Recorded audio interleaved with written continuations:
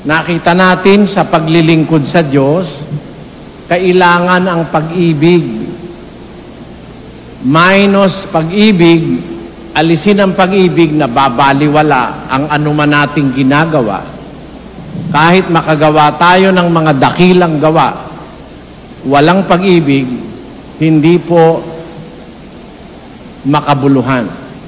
Kahit magsalita ang wika ako ni San Pablo ng wika ng mga tao at ng mga anghel, magkaroon man ako ng buong pananampalataya, mapalipat ko man ang bundok, magkaroon ako ng kaalaman, at malaman ko ang lahat ng hiwaga, ngunit wala akong pag-ibig, wala akong kabuluhan. Para lang akong isang tangso na umaalingaw-ngaw, batingaw. Yan. Nakita natin yung paglilingkod is highlighted by love, o sa pamamagitan ng pag-ibig. Ang ating tanong, ano ang marapat na paglilingkod sa Diyos ng mga kaanib sa Iglesia ng Diyos na dapat pagsikapang magawa na may pag-ibig? Yan ang ating tanong. Paano ang paglilingkod nating gagawin? How are we going to serve Him? How is that? How can that be? How are we going to serve our God? Remember, in the first part of our theme, nakita natin that we are serving a great God. Naglilingkod tayo sa isang napakadakilang Diyos. In fact, sabi sa Biblia, He is greater than all. We are serving the greatest of all beings in the universe. The greatest of all gods that is known to man. The Creator. Yun ang ating pinaglilingkuran. And what service are we going to offer Him? Yan po ang ating ipagpapatuloy. Basahin natin ang Levitico. Ganito po ang sinasabi. 1:3. Kung ang kanyang alay ay handog na susunugin, na kinuha sa bakahan, ang ihahandog niya ay isang lalaki na walang kapintasan. Ayan. Nung araw, ang sabi ng Diyos sa mga lingkod niya, kung maghahandog sila ng alay, handog na susunugin. Tandaan niyo mga kapatid, sa Biblia meron po iba-ibang handog. May handog na kakainin. May handog na ukol sa kapayapaan. May handog na ukol sa kasalanan. Yan. Yung handog na kakainin, gaya ng tinapay at iba't ibang mga pagkain, mga langis, ang kumakain nun sa saserdote, yung mga nangangasiwa sa templo. Ngayon, yung handog na ukol sa kasalanan, ang napakahalaga doon yung kanyang dugo. Ibinububo yun sa ibabaw ng dambana upang tumubos ng kaluluwa, sapagkat ang dugo ang tumutubos dahil sa buhay. Nasa 17:10 hanggang 13 ng Levitico. Pero itong sinasabing ito na handog na susunugin, hindi po ito kakainin. Susunugin talaga ito. Kung ito'y baka o tupa, this will be totally consumed by fire para ihandog talaga sa Diyos. Wala kang kukunin dito. Susunugin ito na isang masarap na samyo sa Diyos. Kaya ang tawag dito sa ibang parte, sacrifice. Hindi mo kasi pakikinabangan yun eh. Yun ay aapuyan at susunugin. Yan. Ngayon, pagka ang handog ay susunugin, ang dapat ihandog yung isang iisahing taon na walang kapintasan. Kung halimbawa, baka yun, baka, 1 taon siya, tapos lalaki siya, walang kapintasan. Kasi ang kahilingan ng Diyos, bawat panganay, lalaki, nagbubukas ng bahay bata, maging sa hayop o maging sa tao, ay akin. Sabi ng Diyos. It's a form of sacrifice. Kaya alam nyo, mga kapatid, yung paglilingkod sa Diyos, dapat ang i-offer mo, walang kapintasan. Ano ba ibig sabihin ng walang kapintasan? The best. Diba? Pag ihahandog natin ang paglilingkod sa Diyos, kailangan yung walang kapintasan. The best. Aawit ka sa Diyos, gawin mo na. Do it the best way you can do it. Di ba? Umawit kayong may biyaya sa inyong mga puso sa Diyos. Ang sabi ni Pablo. The best that you can do. Pag ihahandog mo sa Diyos. Maawit mo the best way you can. Hindi naman pinag-uusapan kung maganda ang boses mo o kaya ikaw ay disintonado ka. Basta yun the best. Pag alam mo na kasi, practice, nagiging perfect yung iyong ginagawa pag lagi ka nagpa-practice. Ganun na ibig ko sabihin, mga kapatid. Ang paglilingkod sa Diyos, maghahandog ka, yung walang kapintasan. Ihandog mo yung awit, kung pwede, walang kapintasan. Siya may salita nun eh. Pag maghahandog ka, yung walang kapintasan. Hindi ko naman inimbento yun, mga kapatid. Nasa Biblia yun. Kaya, if you are offering it to God, you have a choice. But, the choice must be the best. Kung maghahandog ka, yung pinaka-the best. Kaya nga yung mga magulang nung araw yung anak na panganay, which is the beginning of thy strength, sabi ng Biblia, ang pasimula ng iyong lakas, yun ang ihahandog mo sa Diyos.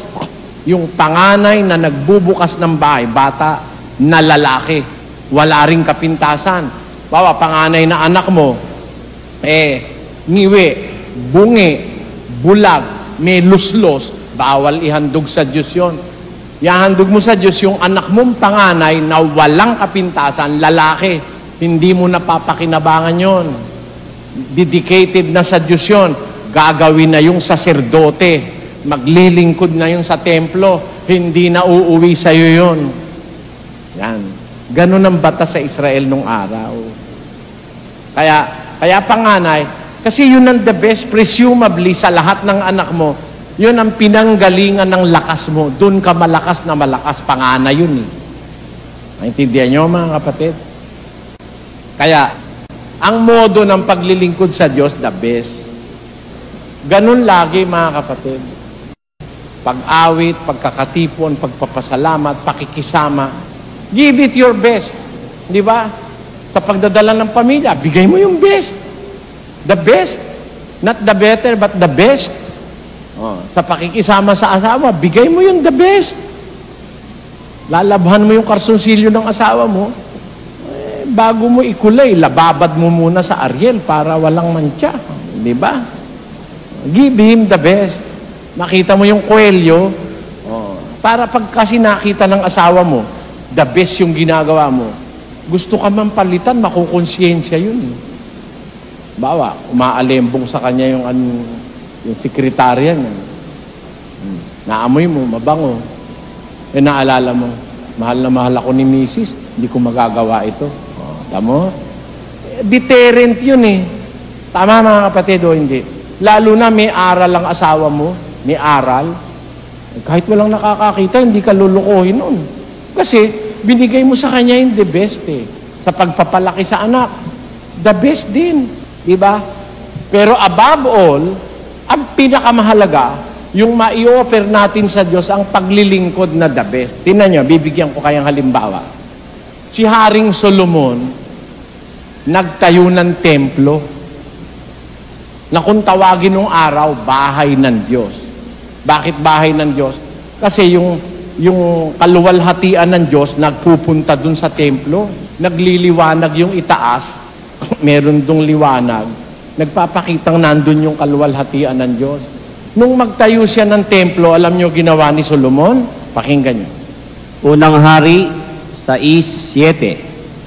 At ang bahay ng ginagawa ay ginawa na mga bato na inihanda sa tibagan ng bato at wala kahit pamukpok o palakulman o anumang kasangkapang bakal na narinig sa bahay samantalang itinatayo. Ganyo? How special it can be. Ginawa yan sa bato. Pero walang pamukpok, walang palakol na ginamit nung itinatayo na yung bahay. Walang narinig na pukpok. Pero mong kadakila nung ginawa ni Solomon na yun. Bakit niya ginawang ganon? Kasi doon pa lang sa tibagan ng bato, ini-eksakto na yung measurement. Wala nang babawasin pa, wala nang susukatin pa. Doon pa lang, eksakto na. Kaya pagdating doon sa site, pinagduduktong-duktong na lang, walang narinig na pukpok. Bakit? Anong sabi ni Solomon? Ba't niya ginawang so special yung bahay na kanyang ginagawa? Basahin natin sa Kronika 2:5. At ang bahay na aking itinatayo ay dakila. Bakit? Sapagkat dakila ang aming Diyos Kita nyo? kaysa lahat ng mga Diyos. Ayon. Ang bahay na aking itinatayo ay dakila sapagkat dakila ang aming Diyos. Sabi ni Solomon. He deserved the best because He is the best. Amen? Amen. Wala namang mas madakila pa sa Diyos eh.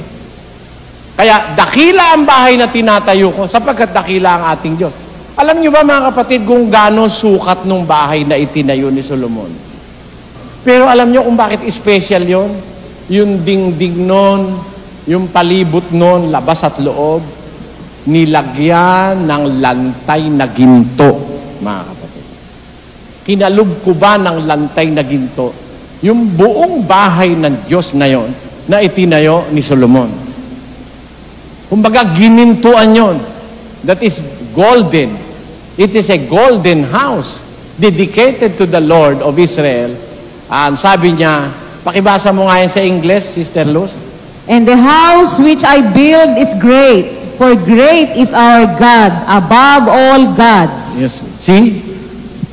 The house that I build is great, for great is our God above all gods. Dakila ang ating Diyos. Kaya, alam nyo, yan naman ang ginagamit. Kaya kami ngayon, kung magpatayo, magnificent house of worship. Kasi dakila ang aming Diyos. Mali naman sila ngayon dyan. Bakit? Sa panahon ng bagong tipan, ang tinatawag na bahay ng Diyos, hindi na yung gawa ng kamay. Ang tinatawag na bahay ng Diyos, yung kongregasyong Kristiyano. Ha? Pakinggan nyo, basahin natin. Sa 3 ng unang Korinto, versikulo 16, basa. Hindi ba ninyo nalalaman Na kayo'y templo ng Diyos at ang Espiritu ng Diyos ay nananahan sa inyo? Kita nyo, ang templo ngayon, hindi na yung kagaya nung ginawa ni Solomon, nakahoy at bato. Ang templo ngayon, yung kongregasyong Kristiyano. Yan ang templo. Di nyo ba alam na kayo'y templo ng Diyos at ang Espiritu ng Diyos ay nananahan sa inyo? Sabi ng Biblia. Kaya ngayon, ang dapat na pagawin mong mas maganda, yung organisasyon, yung samahan, yun ang dapat hindi hahapay-hapay. Dapat isang samahang konkreto na hindi kayang gibain ng kahit na sinong puwersa sa lupa. Yan ang dapat nating maintindihan, mga kapatid. Kaya, sa ating panahon naman, hindi naman ako nagsisikap magpagawa ng bahay na may ginto pa, no? Hindi ako nagsisikap doon.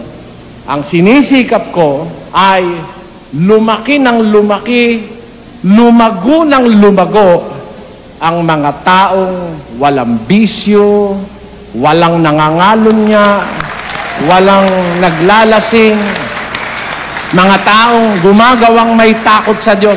Yan ang paramihin, yung mga taong maglilingkod ng tapat, sapagkat sa paningin ng Diyos, ito'y napakadakilang templo para sa Kanya na tinatahanan ng Kanyang Espiritu. Yan ang dapat yung maintindihan, mga kapatid.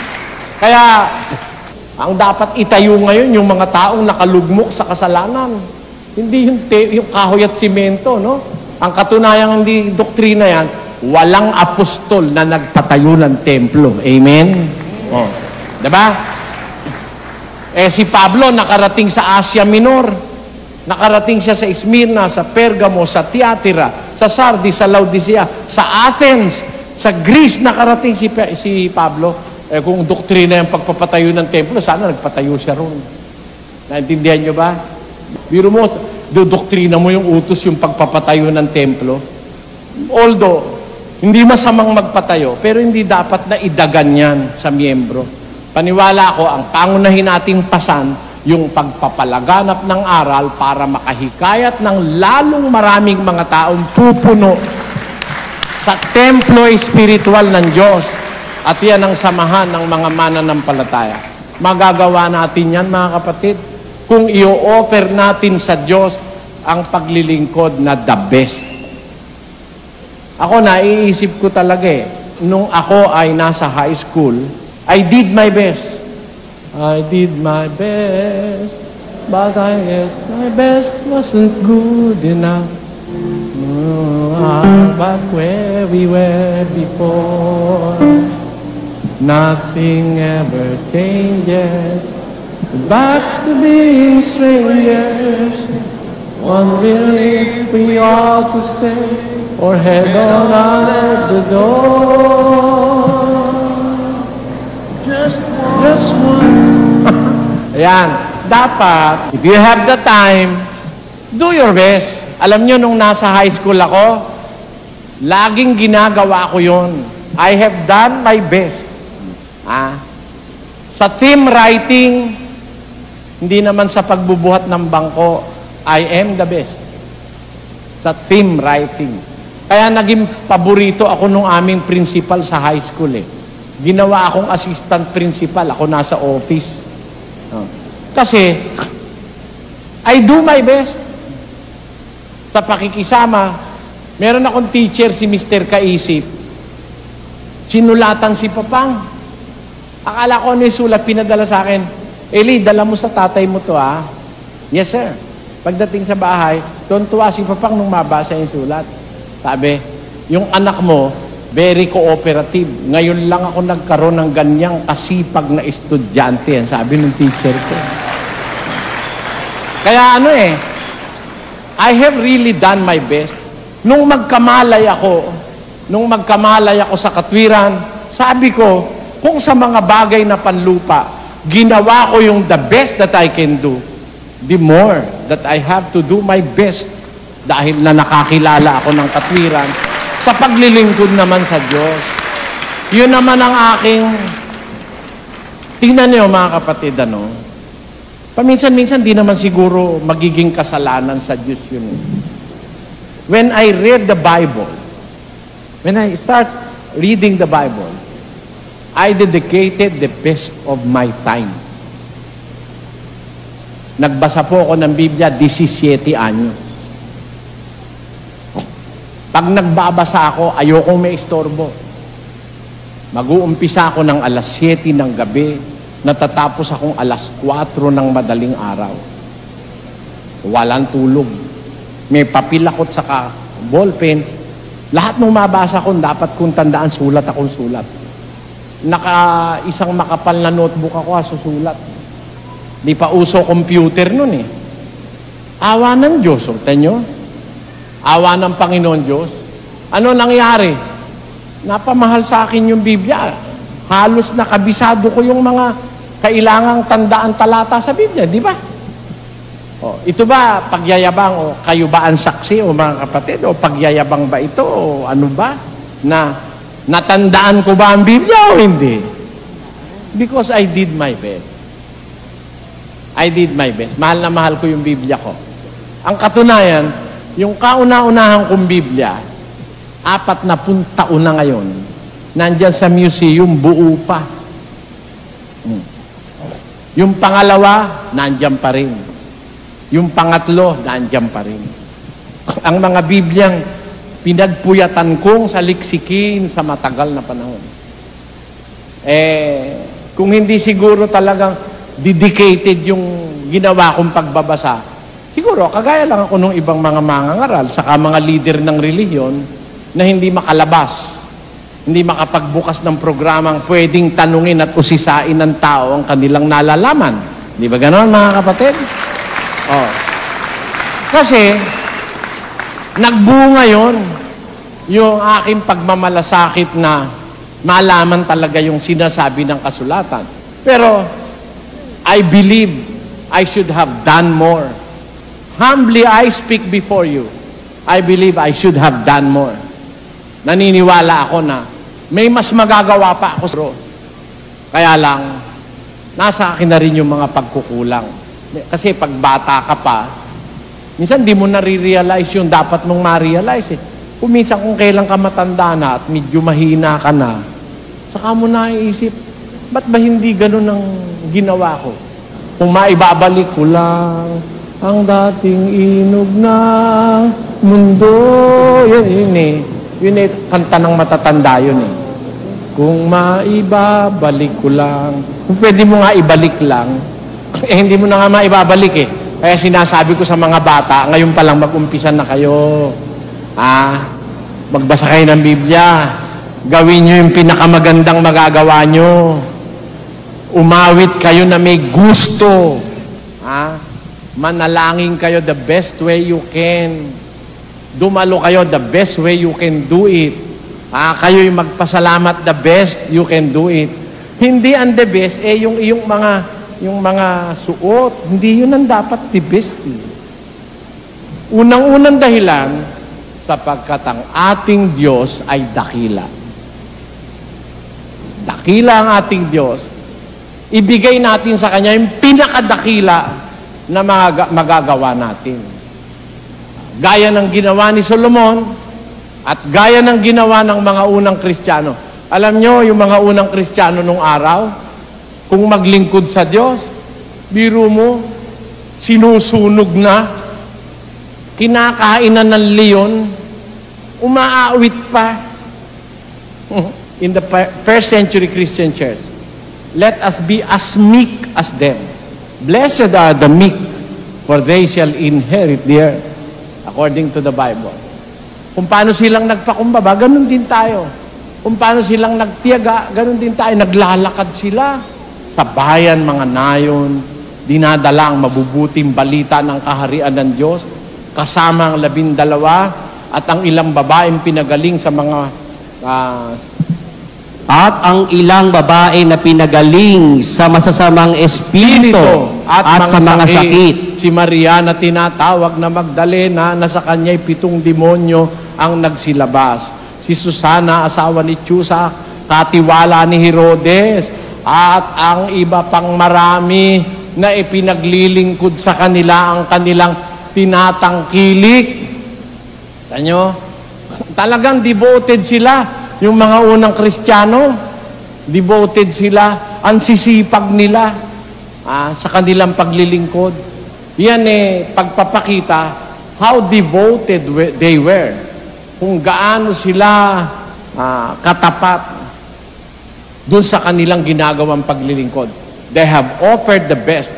And not only their best, but also their lives. Inialay ng mga unang Kristiyano ang kanilang buhay kasi nabuhay sila, mga kapatid, sa isang panahong pag tinawag kang Kristiyano'y nanganganib ka. Noong panahon na yon, pagka Kristiyano ka, uusigin ka, papatayin ka ng Imperyo Romano. Pinakakain sa leon, sinusunog ng buhay. Kaya noon, siguro hindi mo sasabihin, ako, Kristiyano ko. Pagmamalaki mo. Ngayon pinagmamalaki pa eh. We are born again Christian. Ha? Because you are living in a situation that Christians are respected, Christians are admired. Pero mabuhay ka nun na sabihin mong ikaw ay Kristiyano, manganganib ang buhay mo. Noong panahon na yon, hindi nila ikinahiya na sila'y tawaging mga Kristiyano. Yan. Hanggang sa kanilang ikamatay. Kaya, they have practically offered their best. Ang katunayan, yun ay pagsunod sa utos eh. Utos kasi yun eh. Pakinggan nyo sa paglilingkod sa Diyos, mga kapatid. Sa Lucas, sa Gis, ganito sinasabi. Basa. Gis 27. At pagsagot niya'y sinabi, iibigin mo ang Panginoon mong Diyos ng buong puso mo, at ng buong kaluluwa mo, at ng buong lakas mo, at ng buong pag-iisip mo, at ang iyong kapwa na gaya ng iyong sarili. Kita nyo? Pagsagot ni Kristo, ano ba ang pinakadakilang utos sa kautusan? Pagsagot niya sinabi, para maging dakila ang pagganap mo, iibigin mo ang Panginoon mong Diyos, buong puso mo, buong kaluluwa mo, buong lakas mo, buong pag-iisip mo. Yan, ang dakilang utos. Gusto mong magawa yung pinakadakila para sa pinakadakilang Diyos, dapat na ibigay mong buong pag-iisip mo, buong kaluluwa mo, buong lakas mo. Isipin mo, no, kapatid, buong lakas, buong kaluluwa, buong puso, buong pag-iisip. Ano matitira? Meron ka bang ititira na lakas para sa sugal? May ititira ka bang lakas at pagpupuyat para sa lasing? May ititira ka bang lakas para sa pangangalo niya? Wala. Iibig mo lakas mo, puso mo, kaluluwa mo, pag-iisip mo sa Diyos. And you will do the best pagka nagawa mo yan, kapatid. Buo halimbawa, naanib ka ng 50, mamamatay ka pala ng 70, 20 na lang. Kung 60 ka mamamatay, 10 na lang. Konti-konti na lang yun. Gawin na natin yung pinakamabuti nating magagawa. Naanib ka ng edad mo ngayon, marami ka ng sinayang na isinamba mo sa Diyos-Diyusan. Ang liluhuran mo, batot, simento at kahoy. Ngayon, luluhod ka sa Diyos. Natagal lang ng konti ang panalangin. Ang takot-takot naman ang panalangin. Bakit pagka nagsusugal yung mga sugarol? Magdamag dun, hindi nga naghahapunan, nauulsir eh. Walang sinabi, tagal-tagal naman itong sugal na to. Meron ba kayo nakita, nagiinuman? Tagal-tagal naman itong inuman na to. Habang tumatagal, lalo silang nasisiyahan eh. Bakit pag nung nasa kalayawan ka, di ka nagmamadali? Magpakaligaya ka sa Panginoon, sabi ng Biblia. Magpakaligaya ka. Maglingkod kayo. Maglingkod kayo na may kasayahan sa Panginoon. Dapat masaya ka. Ang paglilingkod sa Diyos, may kasamang saya sa puso. Kahit may luha, masaya pa rin. 5:3. Basa. Roma. Hindi lamang gayon. At hindi lamang gayon, kundi nangagagalak tayo sa ating mga kapighatian. Kamu ay naglilingkod sa Diyos, may kapighatian, nagagalak pa rin. Baka sabihin ng iba, naloloko, may kapighatian, nagagalak. Naglilingkod ka sa Diyos eh. If it were be for the sake of your service to God, mamatuwa ka. Kung nga sa babae nga sa babae nga, ino-offer mo yun eh. Kahit libong dusa ay hahamakin, kung ikaw ang magdudumo, ay kaya sa akin. Huwag kang manali sa bulong-bulungan, na ikaw, Iro, ay pinagtaksilan, pagkat maraming naiinggit lamang sa ating labis na pagmamahalan. Ninanais mong mapatunayan na ang pag-ibig ko'y laging dalisay. Dibdib ko, Iro, buksan mo ng tuluyan, sa puso ko'y malasin ang pagsintang tunay. Hindi mo lamang batid ang tunay kong damdamin.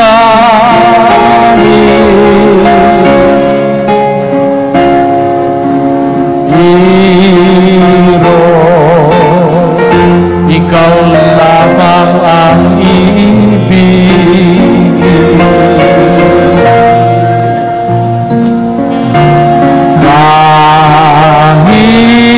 Kahit libong dusa ay hamakin,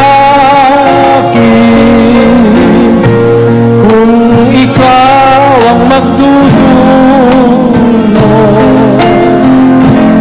ay ligaya sa akin. Kita mo nga yun? Kahit ibon dusa raw. Sa Diyos kaya, hindi mo kayang gawin yun, kapatid. Dapat maramdaman mo na mas mahal mo ang Diyos kaysa sa asawa mo.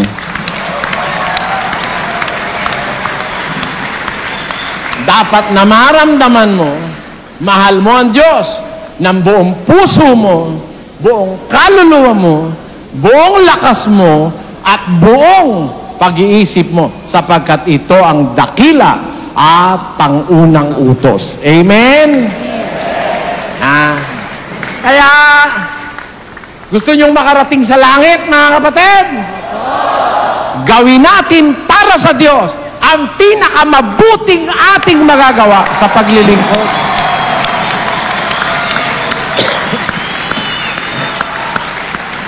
Let us offer Him the best that we can do, the best that we can say, the best that we can do for Him, the best that we can offer Him. Yon ang kailangan natin, mga kapatid. Gusto nating ang Diyos ay makumbinsi natin na mahal natin Siya, buong puso, buong lakas, buong kaluluwa, buong pag-iisip. Let us start offering Him the best that we can do. Ano ang ganti ng Diyos sa mag-aalay ng pinakamabuting paglilingkod at magagawa sa Diyos? May ganti ba ang Diyos doon? Pakinggan nyo ha, mga kapatid. Marcos 10:29.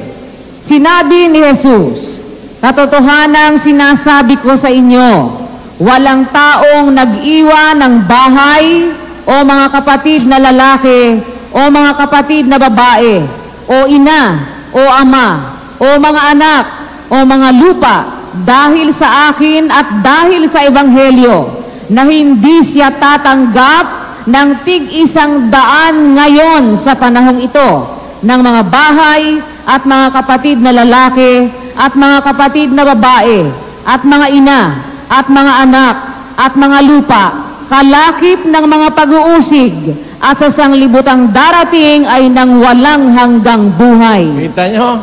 Walang nag-offer sa Diyos ng paglilingkod na the best.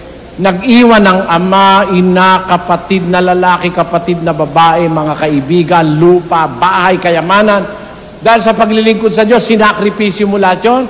Walang taong gano'n ang ginawa na hindi tatanggap ng makaisang daang ganti sa buhay na ito. Makaisang daang ama, ina, kapatid na lalaki, kapatid na babae, bahay, kayamanan, etc. Kalakip ng pag-uusig ng buhay na walang hanggan sa panahong darating. Amen? Kita nyo? may ganti. Pag inoper mo sa Diyos yung the best, gagantihin ka ng maka-100 the best. Amen! Oh, naniniwala ba kayo? Naniniwala ba kayo ang Diyos marunong gumanti? Naniniwala rin ba kayo magagawa ng Diyos offer sa'yo maka-100 the best? Alam niyo kung bakit, mga kapatid? Mas maligaya yung naglilingkod sa Diyos eh. Meron kang giya araw-araw. Meron kang pag-asang natatanaw. Hindi ka kagaya nung nasa labas na walang pagkakilala. Parang nangangapa. Parang nangangapa. Pag nasa katwirang ka, alam mo eh. Alam mo, mas masarap mabuhay na may paglilingkod eh. Masarap na makakilala ka ng paglilingkod sa Diyos eh. Gagantihin ka, makakakita ka ng mga kapatid dito sa Central. Kahit nyo, yung mga babaeng bao nating inaalagaan dyan, nag-aalaga tayo. Hindi natin isinusumbat ha.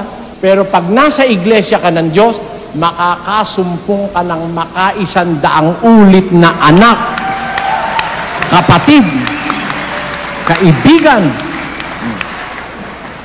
Di ba? Meron silang nag-aalagang doktor, may nag-aalaga silang nurse. Pag-aalagang may pagmamalasakit.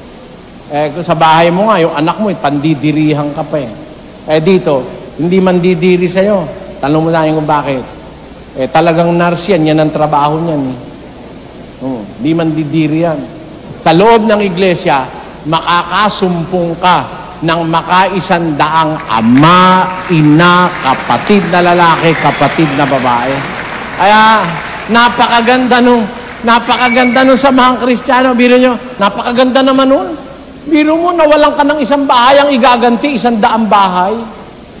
Tama naman yun eh. Wala ka ng magulang, pagka sumama ka dyan.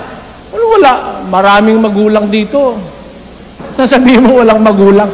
Makakasumpong ka ng 100 ama, 100 ina, 100 kapatid, 100 lupa, 100 bahay, kalakip ng pag-uusig ng buhay na walang hanggan. Amen? Ano pa ba ang ganti ng Diyos? Ano pa ang ganti ng Diyos sa atin na mas mabuti pa? Di ba wala naman pinakamabuti na kundi yung buhay na walang hanggan? Life eternal. Kasi ang Diyos ganun eh. Kung ang Diyos kasi gumanti at magbigay, the best. Kaya dapat the best din tayo sa Kanya eh. Kasi siya, kung magbigay at gumanti, the best din. Pakinggan nyo, sa 1:17 ng Santiago. Ang bawat mabuting kaloob. Bawat mabuting kaloob. At ang bawat sakdal na kaloob. Kita mo, sakdal na kaloob. Perfect gift. Ano yon? Ay pawang buhat sa itaas. Na bumababa mula sa Ama ng mga ilaw. Na walang pagbabago ni kahit anino man ng pag-iiba. Pakinggan nyo ito mga kapatid. Nakikinig ba kayo? Bawat mabuting kaloob, bawat sakdal na pagbibigay o kaloob, saan galing? Bumababa mula sa Ama ng mga ilaw. Na walang pagbabago. Tingnan nyo, ang tao nagbabago. Bawa, tinanggap ka sa bahay mo. Unang tanggap pa lang. Sige kapatid, magpakabusog ka. Naku, talagang the best ang iaalay sa'yo. Nung pangalawa, sige kapatid, wala na yung magpakabusog. Pangatlo, kapatid. Pang-apat, nandito ka na naman. Ang tao nagbabago. Nagbabago tao. Kaya ang aral sa atin, makinig kayo ang aral. Basa. Magdalang. Kawikaan 25:17. Magdalang ang iyong paa sa bahay ng iyong kapwa. Bakit? Baka siya'y mayamot sa iyo at ipagtanim ka. Magdalang naman ang paa mo sa bahay ng iyong kapwa. Baka ginawa mo ng parausan ng merienda, tanghalian, hapunan, yung kapatid mo. Mahirap yan. Nakita ka, almusal. Yung konti, tanghalian, nandun ka na naman uli. Tapos kinabukasan, doon ka na naman uli. Araw-araw na ginawa mo na siyang kainan. Hindi naman siya karinderya. Baka mainis. Mayamot at ipagtanim ka. Alam mo, pag paminsan-minsan ka lang pumupunta, mararamdaman mo, welcome na welcome ka eh. Pero pag dinalasan mo naman ang nag-aarimuhan ka, ayaw mo na yatang magluto ng sarili, doon ka na lang nakikikain, baka magdamdam sa'yo. Pero ang Diyos hindi ganun. Ang Diyos. Ang bawat mabuting kaloob, ang bawat sakdal na kaloob, pawang buhat sa itaas, bumababang mula sa Ama ng mga ilaw, na walang pagbabago, kahit anino ng pag-iiba. Kaya, kung siya'y magbigay, kung siya'y gumanti, sakdal, perfect, the best of gifts, the perfect gift is coming from the Father of lights, in whom there is no variableness, neither shadow of turning. What does that mean? It means that all good things, perfect gifts, greatest of all gifts, comes from the Father, and He will not change as the giver of a perfect gift according to the Bible. Hindi siya nagbabago. Ganyan ang Diyos. Kaya may utang tayo sa Diyos na ipagkaloob din natin sa Kanya yung the best eh. Kasi kung siya magbigay the best, bibigyan kaya halimbawa. Alam nyo, meron ba kayong kilalang the best? Halimbawa, Miss Universe. The best yun. Kaya nga Miss Universe. Halimbawa, champion sa tawag ng tanghalan. The best yun. Diba? Halimbawa, American Idol. Kaya lang, nawala na si Jasmine Trias. Pinapanood ko. Kamag-anak ko kasi yun. Jasmine Soriano Trias. Ay, nawala na. Inalis na. Nasa top 3 siya. Inalis na. Taga Hawaii po yun. Ilocano yun. Ilocano yun. At lahat ng Sorianong Ilocano, kamag-anak ko yun. Ngayon, akala ko siya the best eh. Mas mahusay yun kaysa doon sa babaeng maputi. Mas mahusay si Jasmine doon. Siyempre, atin yun eh.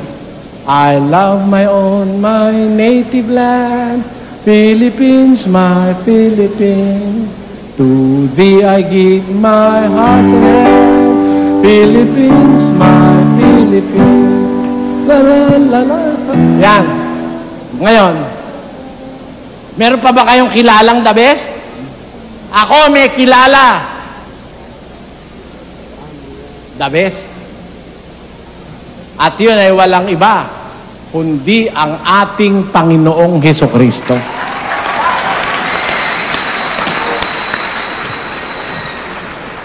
Meron pa bang ibang the best na po pwedeng ibigay ang Diyos? Wala na. Pero alam nyo, the best that He have in heaven, He gave unto us, and that is His Son, our Lord Jesus Christ. Ano ang sabi sa Biblia? 3:16 ng Juan, basa. Sapagkat gayon na lamang ang pagsinta ng Diyos sa sanglibutan, na ibinigay niya ang kanyang bugtong na anak. Kita mo? Kaisa-isa. The best, yung pambinigay sa pagmamahal niya sa atin. For God so loved the world that He gave His only begotten Son. That's the way He is giving us gifts. He gives the best. And the best of the best He gave us.